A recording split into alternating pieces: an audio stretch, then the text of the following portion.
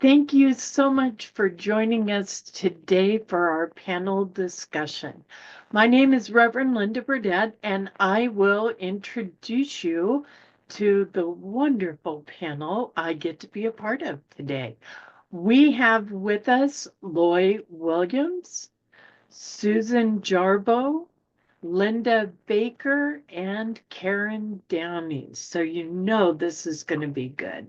I've got the topic today, but before I tell you what it is, let's take a moment and just kind of get centered and start with an opening prayer. So I invite you to get comfortable, to sit back in your seat, close your eyes if you'd like to, let go of anything that you've got on your mind, on your heart, or in your consciousness. And let's be together right here, right now. I invite you to take a breath with us and turn within. God, Great Spirit, we rejoice in this opportunity to come together, to learn, to laugh, to be together, knowing that our words will reach out to any who need to hear them, knowing that we will be stronger and better for our time together. Thank you, God.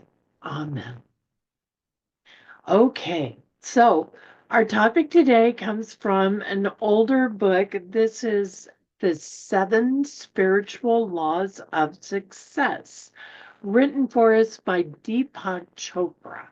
And today we are in chapter 2, looking at the law of giving.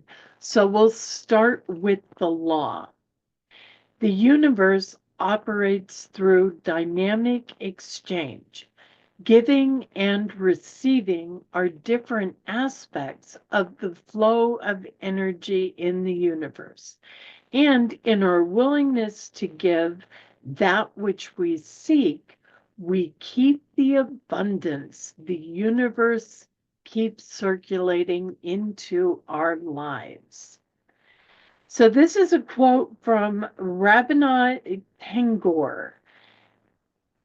The frail vessel thou empties again and again, and fillest it ever with fresh life.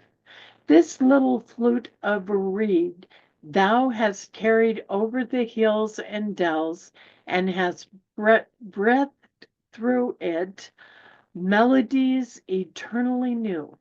Try infinite gifts, thy infinite gifts come to me only on those very small hands of mine. Ages passed, and still thou pourest, and still there is room to fill. And Deepak tells us, Deepak Chopra, the second spiritual law of success is the law of giving. This law could also be called the law of giving and receiving, because the universe operates through dynamic exchange. Nothing is static. Your body is dynamic and constant exchange with the body of the universe. Your mind is dynamically interacting with the mind of the cosmos. Your energy is an expression of cosmic energy. The flow of life is nothing other than harmonious interaction of all the elements and forces that structure the field of existence. Okay, I'm going to stop there and talk a little bit about the law of giving. And I'm going to go right to the law of tithing. I really didn't understand the law of tithing early on. I was told give 10% to the church. Well, okay, what church? What does that mean? And then I was told that you give 10%, and that was the number I was taught, to the place where you are spiritually fed. So sometimes that is a church. Sometimes that is a forest. Sometimes that is an animal refuge. Where are you spiritually fed? And why would I give 10%? What's the point of that? Well, and what we were talking about as far as dynamic energy, when I give, I make room for more to come to me and through me. And if I want more wealth, and that's what we're talking about in tithing, I give 10% of all I have. A part of that is my gratitude for having this, for having so much. I am so grateful that I have this much I am willing to share. And in sharing, I'm making room for more to come to me and through me. I know it sounds crazy. If I want money, I should keep my money. I should watch every penny. I should have it in a jar. I should have it in a bank. I should know how much I'm gaining. I should check on it frequently. But what I do is I'm actually creating a block. I'm holding onto it so tightly that it can't flow through. I'm actually damming up that energy that needs to come and to go. We have a saying in recovery that you keep what you have by giving it away. And of course, that's the way 12-step programs were built. The only way I can stay clean and sober is by helping another addict alcoholic to stay clean and sober. It keeps it fresh. It keeps the principles alive.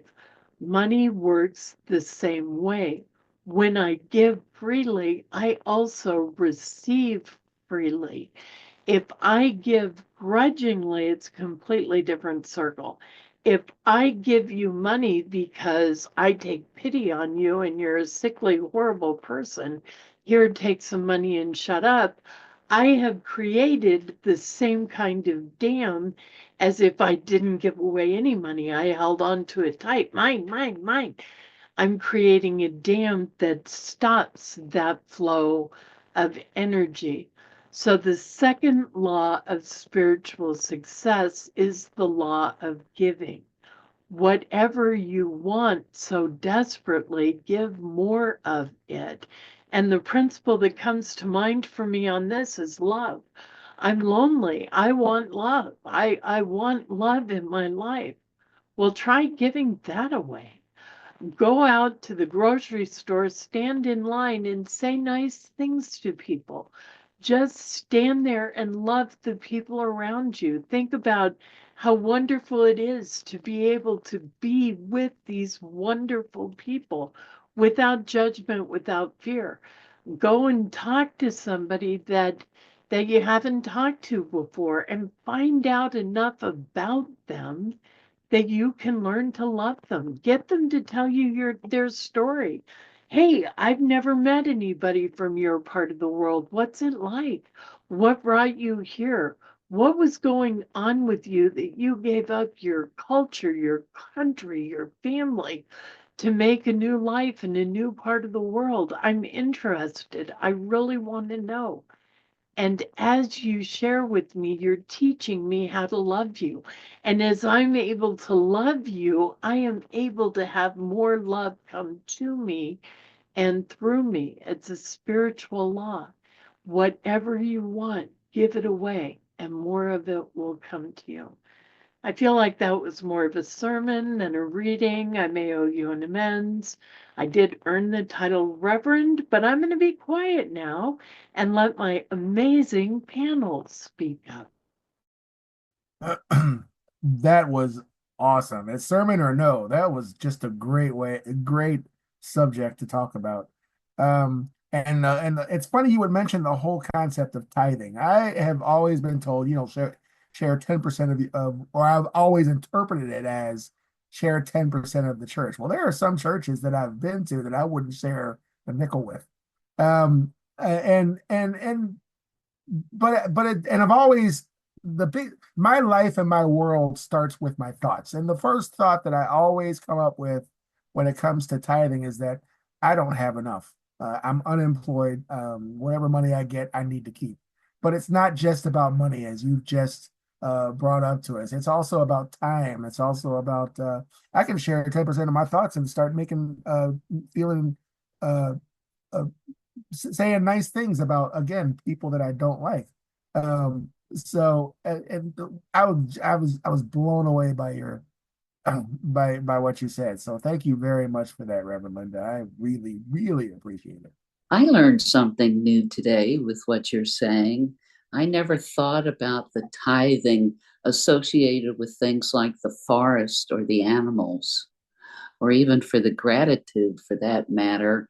It's a much larger scope than just the financial giving. And I appreciated being able to think about that and bring that into my life. Um, it's strange. The older that I get, I've collected things all my life, and I've held on to them. But the older I get, I start to give them away. I associate. I'll look at something that I have, and I'll think, ah, now there's something that Reverend Linda Burdett should have, you know.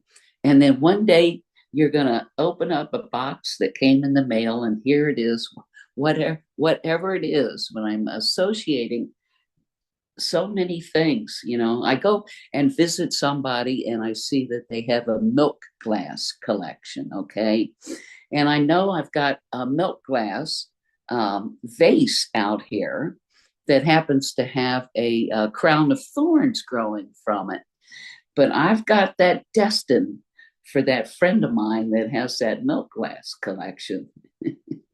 But okay, so you say what you give away, then you're going to get something back. I don't think I really want the material things back, but I'll take an emotional receiving of something, and that to me is greater than the material object itself. Being able to feel it in the giving. And those are my thoughts. Thank you. I really like hearing about the giving and the receiving. When you were talking, Linda, I remembered something you had said several months ago. I think it was in a Monday morning meetup. And you mentioned when at a really rough stretch of road in your life, you didn't have very much money, you continued to give to the church and you were never deprived. And I've always remembered that because for me, that's a very helpful thought. And that I can be reminded of. I'm going to be retiring soon. And of course, part of that process is looking at all of your finances and so on. And there was a stretch of time there where I thought, I'm really going to have to cut back. And what am I going to cut back on? Charitable giving. But then I remembered what you said. And I thought, it'll work out somehow. The idea of tithing being more than giving money to a church, that it's something that spiritually feeds us. I'm very familiar with that concept because I have been giving to animal rights organizations and nature organizations and so on forever, it seems like. And there are surprising rewards. And I had a reward recently that really got me right here. Um, you may have heard of an organization called the Nature Conservancy. They buy land and they also work with all kinds of other groups, to save wildlife and so on and so forth.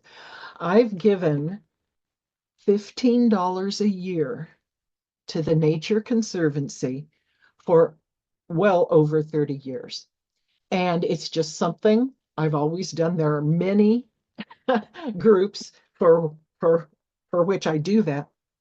And one day I got an email from a woman, a fairly young woman, who started working for the Nature Conservancy, our San Diego County group. And she said, "You are one of our longest standing donors because you've been donating for over 30 years, and I would really like to meet you." So we went out for coffee and had the most wonderful time. And what this interaction came at a very good time in my life because I was still wrestling with being retired and so on. And so it kind of lifted my spirits. There's still new things out there. And so even the smallest, I mean, $15 a year, I mean, really, what is that? But it was still meaningful. And so, to elaborate on your idea of giving, it really isn't the quantity that you give away that matters. It's more the spirit and the consistency with which you do it. So, thank you for your words. They helped me, like I say, months ago, and they're helping me again now. Thank you, Reverend Linda. And thank you for the thoughts that have been shared so far. I don't think so much. I mean, I've kind of the gamut of giving the 10% to the church to now it's like, I don't know. I never know when I'm going to part with something, money. And it might be, well, I can't even think of anything right now. Because I've been going kind of through the stuff process of getting rid of, giving things away. I've emptied well, now I did another one, 5 Rubbermaid tubs full of books and stuff. There was a time early on when I might have like a little yard sale or basement sale. Always, if I wanted to take a class or do something, I'd need to sell something in order to do something. And now it's like, I know I've started from scratch 5 or 6 times. And I mean, it's like, I know I've been down to just having my car one time to come back to. And while I'm still here, it's like some of those things I don't even think about anymore because really less is more. I kind of struggled. I'm teaching a line dance class now at the building I live at. And it's like, I've thought about that for probably almost since I've been back. But that means commitment. It means showing up. It means preparing, which isn't always my strong suit. Anyway, last December, I went ahead and made the commitment to go ahead and do it. Because I can give my time. And when I'm doing that, it's good for me. And when I'm doing also something good for me, it benefits someone else if I'm sharing it. And this is really a silly thing, you guys. But some of you know, Angel came to me as a little rescue. And from the time I got my little baby boy, I would make videos. It started with pictures, then it went to videos. And I know several times over the years I've said, I'm sorry, guys, I'm doing it again. I'm making another post. And I would get a private messages, texts, whatever. Oh, please don't stop. It makes my day. And And it's like, I mean, sometimes just figuring out how to do the technology to get the music, especially when they tell you all this other stuff that I don't understand, it might take me an hour to get out one little video. Somebody that knew what they were doing could do it in 30 seconds. But it has been a giving. It's like, and I get back. It's like I can give, and I can give something I know that makes somebody else happy. And it might just be somebody in my building that's the crotchety old person. And believe me, there was enough of them when I moved in and I had Angel. I can just keep smiling at him. Well, in the last 4.5 years now, I've had several of them all of a sudden. We have forgiven you. And it's like, I didn't do anything. I had an emotional support animal. And Linda helped me through that one because, man, was I feeling guilty. And boy, was I getting backlash and hate and judgment and everything. And yet that's all shifted in the last year. And it's very funny. A lot of people are really crotchety. I mean, they don't speak or they don't smile or, what I mean? They're just, I live in a building with, I don't know, 100 apartments or whatever. And it just, it's like I could smile and say something. And sometimes it's kind of like, but it's like, well, they might be having a bad day or whatever, but I don't have to. And I don't know what that has to do with anything, but less is more. And if I'm giving, then I'm being a part of the whole in whatever I'm giving. Time, money, space, attention, whatever. So thank you very much, everybody, for your wisdom today. Thank you. Thank you all. Before I close, I'm going to tell you a little story. I think more is more. I'm that girl. I think more is more. When I started tithing, I had just come out of a sober living. I had a part-time minimum wage job, and I had been given full-time custody of my 26-month-old child. So I'm trying to raise a kid on a part-time minimum wage job in San Diego. So, it's really cheap there. Not really, I lied. And I started tithing 10% off of everything that I made because I found unity and they told me that's what you have to do.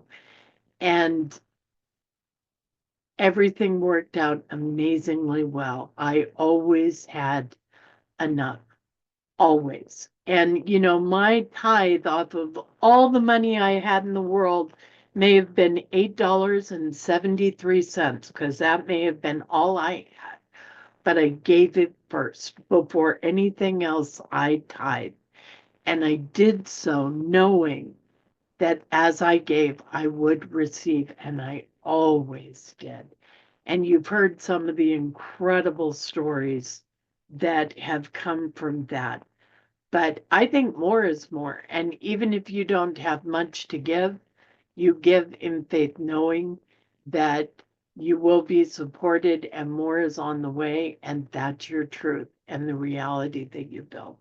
So that's my talk on the law of giving. And my panel is amazing givers and wonderful supports. Is there any other comment before I close this out? Okay. So I will tell you, our viewer, that our panel donates all of their time and attention in everything that they do here as the video ministries. So they are a gift to all of us, and a gift that keeps on giving.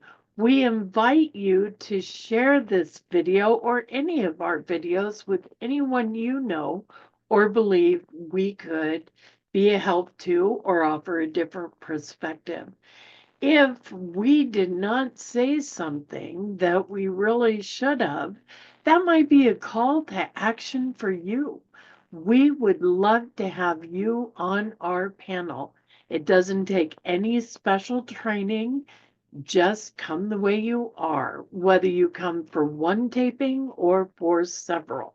And if you are not already a subscriber, please subscribe now. That's a little gift you can give us. Subscribers help us grow in our ministry, and you get notified with every posting we have, so you don't have to miss a thing. Thanks for being with us today. We hope you'll come back soon. Goodbye. Thank you for joining us, and let's stay connected and grow in spirit. We are on Facebook. Search for Unity Church of El Cajon and follow us and like our posts.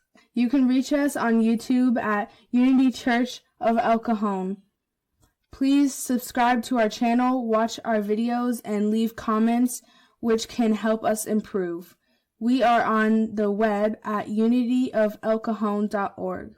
Email or call our church office to receive our weekly newsletters, which lists all of our activities and opportunities to learn and grow together.